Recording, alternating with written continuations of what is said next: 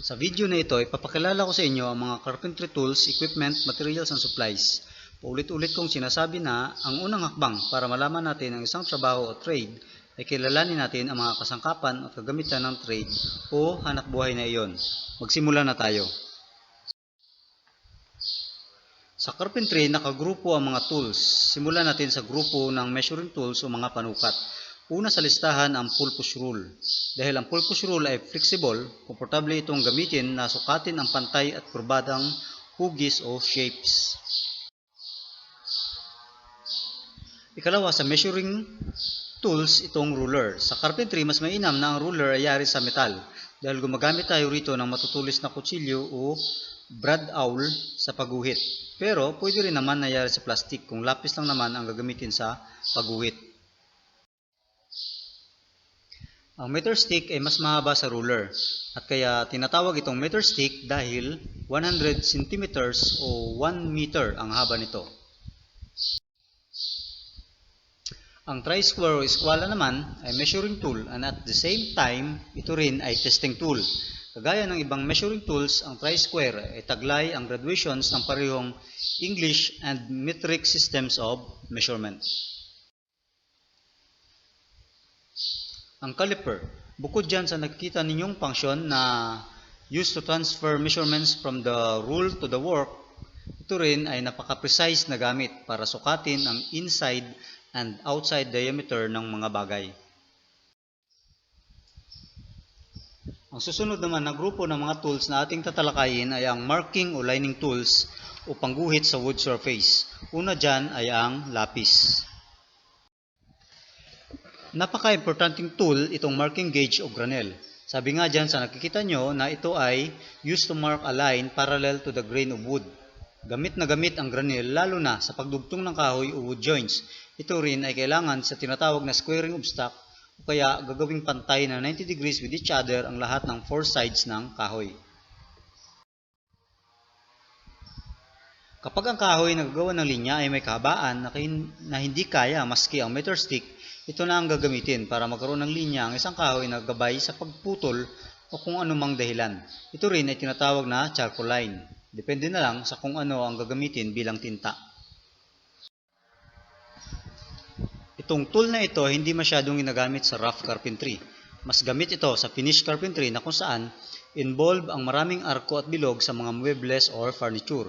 This tool is used to lay out arcs and circles on wooden surface or to step off division on a line. Dahil ang isang paa ng kompas ay lapis, ito ay ginagamit para gumuhit ng arcs and circles sa kahoy. Halos kapareho ito ng divider, ang pinagkaiba lang ng divider ay parehong matulis na metal ang kanyang paa.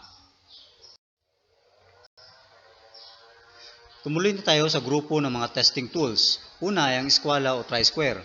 Malaki ang pakinabang ng tool na ito sa karpentero. This is used to measure and test the squareness of a piece of wood. Ito naman ang steel square. Minsan, tinatawag din itong framing square.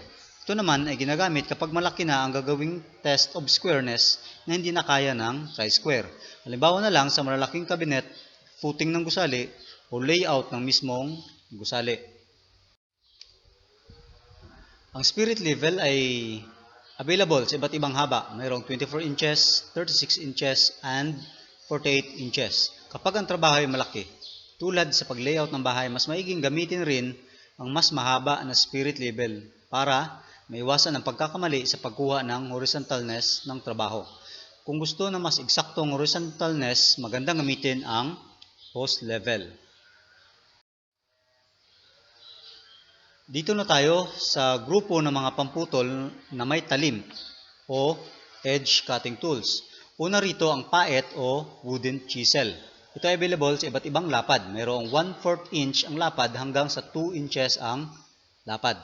Ang partner nito ay ang wooden mallet sa pag-trim or to shape wood. Ang plane o katam ay available sa metal o kahoy. This is used to obtain smooth and flat surface. Ang spoke shape naman ay ang gagamitin natin kapag kurbada ang kahoy na ating pakikinisin. Dahil pag kurbada na, hindi nakakayanin ng katam o plane. Ang tooth cutting tools naman ang ating tatalakayin. Dito natin malalaman ang maraming klase ng lagari sa pagputol ng kahoy. Una sa listahan ang cross-cut saw. This tool is used to cut across the grain of wood. Dahil ang ngipin ng ating cross-cut saw ay nakabuka, hindi ito naiipit tuwing gagamitin ito to cut across the grain. Kung titingnan, halos pareho lang ang cross-cut saw at rip saw. Pero itong rip saw is used to cut along the grain of wood. Hindi gaanong buka ang ngipin nito, kaya maganda gamitin to cut along the grain of wood dahil mas nakakasunod ito sa direksyon ng pagputol at mas maliit ang tabas niya sa kahoy kaysa sa cross-cut saw. Itong backsaw ay mas gamit sa finish carpentry. Napakaliit ng tabas nito sa kahoy at ito ay hindi nababaluktot dahil sa likod nito ay may tinatawag na metal back. Dahil sa mga katangian na yan, ito ay palagi ang ginagamit sa wood joinery o pagdugtong ng mga kahoy. Ang crosscut saw o rip saw ay hirap na maglagari ng irregular shapes o pakurbang linya. Dito na gagamitin ang ating compass saw. Dahil sa manipis ang kanyang tip o dulo, madali siyang makagawa ng putol sa kurbadang linya. Ang compass saw at coping saw ay parehong ginagamit ng pamputol sa kahoy na may pakurbadang linya. Ang pinagkaiba lamang ng coping saw ay para lamang sa maninipis na kahoy, dahil manipis rin ang blade nito, samantalang ang compass saw ay para sa makakapal na kahoy. Boring tools naman ang ating tatalakayin. Alamin muna natin ang pinagkaiba ng boring at drilling. Boring ang tawag kapag auger bit ang ginamit sa pagbutas. Drilling pag drill bit naman ang ginamit.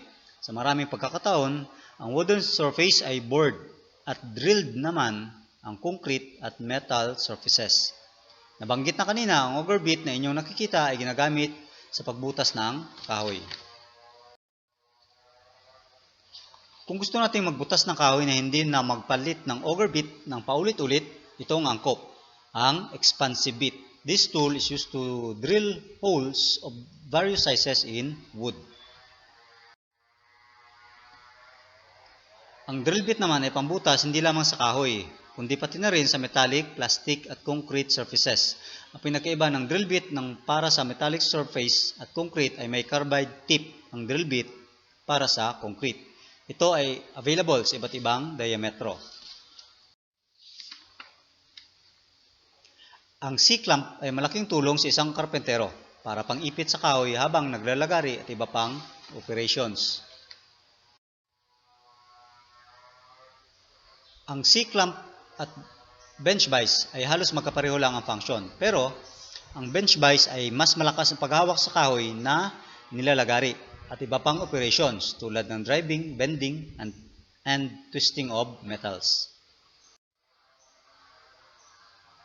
Ang yoke vise o pipe vise ay ginagamit para ipitin ang mga circular objects habang ito ay pinuputol o nilalagari. Kapag malakihan na ang kailangang ipitin tulad ng sa pag-assemble ng pinto, ito na ang kailangan, ang bar clamp. Ang trabaho ng auger brace o bit brace ay para hawakan ng auger bit. Ibig sabihin, ito ang partner ng auger bit. Ang handle naman ay kaparehan ng drill bit. Ito ang umahawak dito.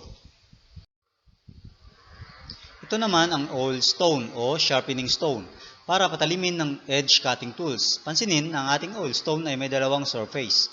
May magaspang at pino. Para saan yan? Sa magaspang tayo mag-sharpen kapag umpisa ng pag-sharpen, kung saan may bungi ang edge cutting tool. Sa pinong surface naman tayo mag-sharpen pag malapit na tayong matapos para mabigyan ng extra sharpness ang blade. Ang files o kikil ay mas gamitin sa finish carpentry. Ito ay available sa iba't ibang hugis. May round, semi-round, triangular, square at iba pa.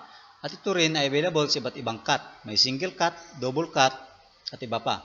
Alalahanin na ang kahoy, lalo na sa wood joints, ay ginagawa ng linya bago putulin ng lagari. Sa paglalagari, hindi mismong linya ang daan ng pagputol. Kaya, kakailanganin ng karpentero ang file o kikil para makarating sa mismong linya. Magandang gamitin ang kikil dahil paunti-unti ang tabas nito sa kahoy. Mas gamitin ito sa finish carpentry o sa paggawa ng kabinet, pinto at iba pa. Dahil sa mga kabinet, kailangan ibaon ang ulo ng finishing nail para mapatungan iyon ng varnish at hindi babakats ang ulo ng finishing nail. Para gawin yun, ito ang gagamitin, ang nail set. Ito naman ang saw set. Magkakasama ang triangular file, ang sawhorse at itong saw set para patalimin ang ripsaw, lalo na ang crosscut saw na kailangan ibuka ang ngipin to other side. Hindi po tayo nagpo-promote ng brand rito. Nais lamang natin ipakilala ang kanilang function sa woodworking. Simulan na natin ang mga power tools. Una sa listahan ang sander. Counterpart ito ng kikil o sandpaper. This is used to smoothen wooden surfaces. Isa ito sa pinakagamiting power tool. This is used for shaping surfaces and edges of furniture parts. May sarili itong bits o bala na tinatawag na router bits na may napakaraming klase. Ang jigsaw naman ang counterpart ng compass at coping saw. Bagay itong gamitin sa mga pakurbadang hugis ng kahoy. Ito ang counterpart ng crosscut saw at rip saw. Angkop lamang itong gamitin sa puputuling kahoy na diretso ang linya. Ang counterpart naman ng hand drill at auger brace ay ang electric drill. Ito ay motorized na equipment para sa drilling operations. Dito na tayo sa PPE or Personal Protective Equipment. Una rito ang goggles. This is used to protect the eyes against flying debris and harmful liquids. Face mask is used to prevent inhalation of sprayed paint fumes. Ang gloves naman ay para to protect the hands habang nagtatrabaho. Ang apron ay ginagamit para protektahan ang katawan sa mga dumi at alikabok at mga tumatalsik na mga metal o kahoy. Ang ear muffs ay kailangan para depensahan ang tenga sa sobrang ingay. Safety shoes naman ang kailangan para depensahan ang paa laban sa nahuhulog na bagay at pakong nakausli na maaring maapakan. Alright, dito naman tayo sa mga carpentry materials. Ito ang tinatawag na common wire nail. Available ito sa iba't ibang haba, simula sa 1 inch hanggang 5 inches. Pag mas maiksi sa 1 inch o 1 pulgada, ang tawag ay brad nail. Pag sumobra naman sa 5 inches, ang tawag ay spike. Ang purpose nito ay para pakapitin ang mga kahoy sa bawat isa. Isa ito sa mga fasteners. Ang finishing nail ay mas gamitin sa finish carpentry. Ang pinakaiba nito sa common wire nail ay ang kanyang head o ulo na mas maliit kaysa sa common wire nail. Dahil mas maliit ang kanyang ulo, madali itong gamitan ng nail set na para ibaon at di na mahalata kapag pinatungan ng wood filler. Gusto kong sabihin na hindi tayo nagpo-promote ng brand ng pintura. Ito ang flat latex. Kailan ito ginagamit? Ginagamit ito bilang base coat o primer coat sa mga concrete surfaces. Ibig sabihin, pag concrete surface, ito ang unang pinapahid. Ang pampalabnaw o thinning substance nito ay tubig lamang. Ito naman ang glueless latex. After ng flat latex, ito ang sunod na ipinapahid sa concrete surfaces. Pinapakintab dito ang surface para depensahan laban sa dumi at moisture. Katulad ng flat latex, ang thinning substance nito ay tubig lamang. Ito naman ang flat wall enamel. Ito ay primer coat sa kahoy o unang pinapahid sa kahoy. Maaari nitong base coat sa bakal pero mas angkop na gamitin ang red lead. Ang thinning substance nito ay paint thinner. Ito ay bisagra o hinge. Ang trabaho nito ay para pakapitin ang pinto sa kanyang hamba. Ang hinge ay may iba't ibang klase. Siyempre, sa carpentry, ito ang pangunahing ginagamit. Ito ang lumber o nilagaring kahoy. Ito ay paintbrush. Ginagamit ito para ipahid ang iba't ibang finishing material. Ito ay available sa iba't ibang lapad o width. Ang function ng ruler brush ay halos pareho lang sa paintbrush. Ang ruler brush ay ginagamit kung nais pabilisin ang pagpipintura. Ang paint thinner ay tining substance para sa enamel paints. Ang paint tray ay partner ng ruler brush sa pagpipintura. Ang wood filler ay para remedyohan ang mga kaunting crack sa kahoy bago ipahid ang transparent finish na kinabibilangan ng varnish, lacquer at iba pa. Pero, pag pintura ang ipapahid, hindi wood filler ang ginagamit, kundi yung tinatawag na putty. Ito ay plywood. Pag makapal na, ay tinatawag na plyboard. Ito ay available sa iba't ibang kapal. Isa lang ang lapad at haba nito, which is 4 feet by 8 feet. Ang quick drying enamel ay pinturang ipinapahid para bigyan ng kintab ang wooden at metallic surfaces. Ibig sabihin, ito na ang ilalagay pagkatapos ng flat wall enamel o red lead. Ang tining substance nito o pampalabnaw ay thinner. Pero sa bubong, na yun din ay metallic surface, hindi po QDE o quick drying enamel ang ginagamit, kundi ang tinatawag na roof guard na ang tining substance naman ay hindi thinner kundi tubig. Ito naman ang lacquer sanding sealer. Ito ay primer coat ng lacquer o varnish. Ibig sabihin, ito munang ipapahid bago ang mismong lacquer o varnish. Ito ang clear gloss varnish. Ito ang final coat pag gusto natin na transparent finish ang isang muebles o furniture sa bahay. Ang wood glue ay para pagtibayin pa ang pagkadikit ng mga kahoy during wood joinery. Sa video na ito ang pinakahuli. Pero alam ko na baka mayroon akong hindi nabanggit pa. Anyway, ito ang tinatawag na wood molding. Available ito sa iba't ibang hugis o shape. Ang purpose nito ay bigyan ng dekorasyon ang gilid ng mga kisame o iba pang muebles.